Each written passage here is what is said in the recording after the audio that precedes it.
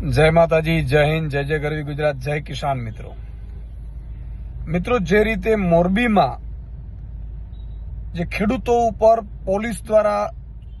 અત્યાચાર કરવામાં આવ્યો છે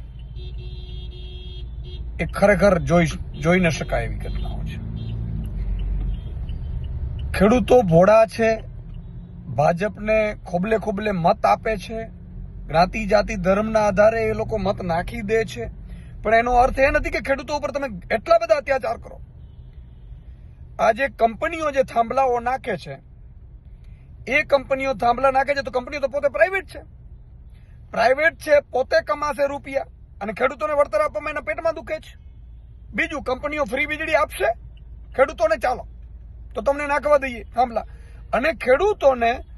ખેતરમાં મરજી પડે એવી રીતે થાંભલાઓ નાખવાના, ખેડૂતોને પૂછ્યા વગર ઘૂસવાનું જમીનોમાં, અને કલેક્ટર શ્રી